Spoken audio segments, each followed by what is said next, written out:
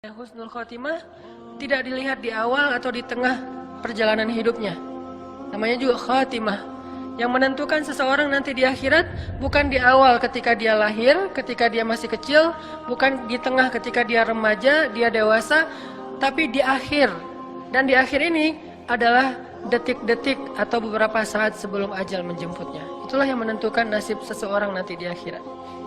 Sehingga buat orang yang selama hidupnya dari awal, tengah, dan menjelang akhir hidup dalam ketaatan, tumbuh dalam ibadah kepada Allah, jangan besar kepala dulu, jangan sombong dulu, jangan merasa bahwa kita udah pasti masuk surga dulu. Walaupun surga jaraknya dengan kita cuma sejengkal, walaupun surga jaraknya dengan kita cuma sejengkal, belum tentu kita akan masuk. Kenapa? Bukankah terkenal hadis Nabi, seseorang yang sepanjang hidupnya beramal amal solih, amal ahli surga, sampai jaraknya ke surga cuma sejengkal, tapi di akhir hayatnya dia kufur kepada Allah. Kufur di sini macam-macam. Bisa kufur dengan cara yang paling tinggi yaitu syirik. Tiba-tiba dia sakit keras, berobat secara ilmiah lewat dokter, lewat terapis, ternyata tidak terlalu membuahkan hasil. Akhirnya dia kepancing untuk datang ke paranormal, mulai menggunakan ilmu-ilmu black magic, mulai kepada para sihir. Akhirnya dia meninggal pula dalam kondisi seperti itu. Bukankah ini su'ul khatimah? Walaupun sepanjang hidupnya dia beramal solih. Bisa juga akhir hayatnya kufur bukan dalam bentuk syirik, tapi dalam bentuk sombong dan riya. Karena riya ini adalah syirik kecil.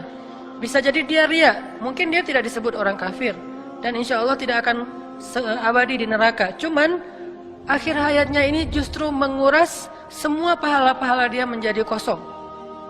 Yang harusnya dia termasuk orang yang ashabul maimanah, atau bahkan was-sabiqun as-sabiqun. Sepanjang hidupnya dia orang yang sabiqun. Apa arti sabiqun?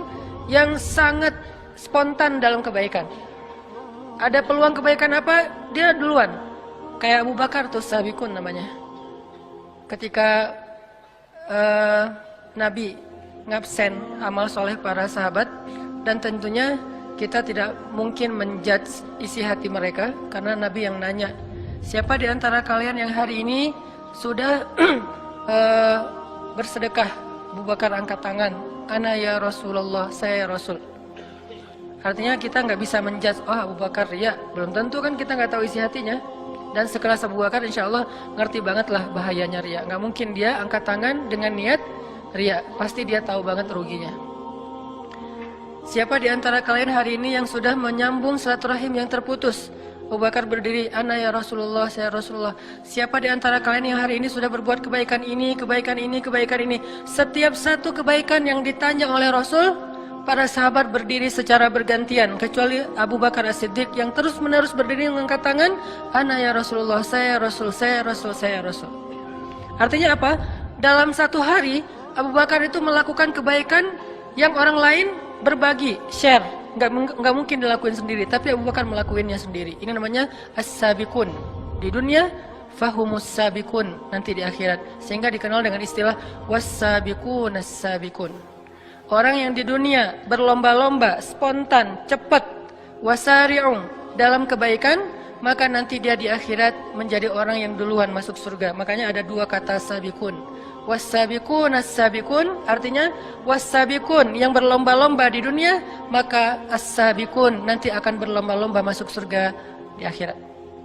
Bisa jadi dia was-sabiqun as-sabiqun, bukan hanya ashabul yamin atau maimanah, tapi di akhir hayatnya justru dengan amal-amalnya yang istimewa itu kan lebih gampang kepancing buat riya ya.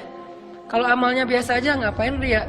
Justru karena amalnya istimewa, hafal Al-Qur'annya banyak, baca tilawahnya banyak, tahajudnya itu udah bertahun-tahun, puasanya kalau perlu bahkan puasa bukan hanya Senin Kamis tapi Daud, kemudian sedekahnya di atas rata-rata orang lain, umroh setiap berapa bulan sekali, haji setiap tahun, kayak Ibnu Mubarak setahun haji setahun berjihad.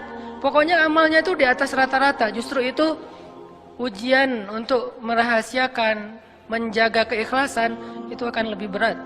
Maka di akhir hayat, kalau dia terpancing untuk cerita ketika usianya udah kakek-kakek, seperti yang saya pernah cerita, saya pernah duduk di sebuah ruang DKM masjid di satu daerah lah di Indonesia, lagi ada acara tabligh akbar kayak gini, di sebuah masjid, karena emang saya jarang datang ke situ. Akhirnya alhamdulillah anak muda yang mau ikut taklimnya rame. Sampai ya sekitar 10.000 lah, sampai memenuhi pelataran masjid. Setelah selesai acara kan 10.000 anak muda ini kan berarti semuanya dapat pahala mencari ilmu, sholat berjamaah, berjalan ke masjid, dan seterusnya kan. Pahalanya banyak banget, itikaf, ribat.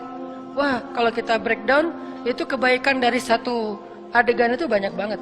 Adegannya cuma satu, ke masjid, duduk, dengerin taklim. Tapi kebaikannya bisa banyak. Dan dikali 10.000 minimal. Lalu setelah selesai acara, biasa saya masuk lagi ke ruang DKM, kemudian kayak semacam silaturahim gitu, ramah tamah, ngobrol sama beberapa tokoh-tokoh masyarakat, termasuk salah satu senior sesepuh masjid. Beliau cerita, ini Ustadz, masjid ini perjuangannya nggak gampang. Ini judulnya. Mulai beliau cerita, paragraf pertama, dulu, tahun-tahun dulu nih, dia nunjuk ke arah DKM, mereka ini masih kecil. Jadi karena beliau paling senior, kakek-kakek, DKM-DKM-nya masih usia ya sekitar 40, mereka masih kecil, masih anak-anak, larisan-larisan belum tahu. Untuk memperjuangkan masjid ini nggak gampang Ustadz. Pertama, membebaskan lahan aja, itu sengketa dengan warga, kita sempat didemo, sampai dibawa ke pengadilan segala macam, rame, sampai saya pernah didatangin polisi malam-malam, cerita perjuangan beliau untuk bisa ngebangun masjid. Dari awal, dari pembebasan lahan. Kemudian lahan udah dapat, kemudian bikin IMB, bikin masjid, itu nyari funding untuk mendirikan masjid itu juga nggak gampang. Saya juga jual tanah Ustadz demi bisa ngedirin masjid, cuman nggak cukup, cuman bisa untuk mihrab. Jadi mihrab ini tanah saya dulu. Saya jual tanah, saya bangun seukuran mihrab, ya kurang lebih bisa untuk orang sholat 50 orang. Kemudian kita funding ke teman-teman, ke warga segala macam, sampai berdiri masjid. Tapi masih sepi. Akhirnya saya bikin yayasan, itu ada RT yayasan saya yang bikin. Terus macam-macam dia cerita, alhamdulillah sekarang masjidnya ramai. Tapi saya nggak mau menjudge ya, saya hanya ngasih contoh, makanya saya nggak nyebutin tempat, nama dan seterusnya. Yang jelas, bagaimana kalau beliau menceritakan ini, di awal niatnya adalah pengen sharing, pengen ya namanya orang berbagi pengalaman ya. Tapi tiba-tiba datang setan di tengah, yuwaswis. Ya memang kamu nih hebat, kamu yang berjasa apa segala macam, yuwaswisu fi sudurin nas. Tiba-tiba, dan salah saya waktu itu, saya kayak ngangguk-ngangguk terus kayak terkesima gitu, muji. Pas saya muji, beliau jadi semakin semangat kan menceritakan, makin dipuji makin semangat. Dan saya nggak tahu, yang jelas beliau yang lebih tahu dengan Robnya. Bagaimana kalau dalam kondisi kayak gitu, kita terpancing oleh setan atas pujian orang lain kepada kita. Atau lebih beratnya lagi, udah sebegitu besar perjuangan kita diremehin oleh generasi berikutnya yang nggak tahu perjuangan kita. Kan itu ujian lebih berat ya. Kakek ini udah berjuang habis-habisan, udah berkorban, udah segala macam dari nol sampai jadi. Terus sekarang pergantian pengurus yayasan, pengurus DKM. Terus dalam sebuah acara rapat-rapat kayak gitu, beliau beberapa kali nggak diundang, udah nggak diwaro, udah nggak dianggap. Sesekali beliau datang walaupun nggak diundang, beliau ngomong nggak ada yang mendengarkan, nggak terlalu dianggap penting. Lalu mereka juga mengabaikan beliau. Ini gimana nih kalau kayak gitu? Akankah kita terpancing untuk cerita ke semua pengurus baru? Kalian tahu nggak masjid ini gimana sejarahnya? Mulai cerita lagi, kayak flashback lagi. Akhirnya satu persatu yang diceritain habis. Perjuangan sekian tahun yang nggak gampang pastinya berakhir dengan hanya satu cerita kecil yang menggugurkan semua pahala kebaikan-kebaikan yang Allah udah catat untuk beliau di akhirat. Ini pentingnya belajar ikhlas. Dan bisa jadi teman-teman, dari sekian puluh atau mungkin ratus atau mungkin ribu amal soleh yang kita kerjain, mungkin hanya satu amal soleh kecil yang bahkan kita nggak ingat, udah lupa, yang sampai kepada Allah. Sisanya nggak sampai. Udah naik, tiba-tiba hilang. Udah naik lama, setelah beberapa tahun, hilang.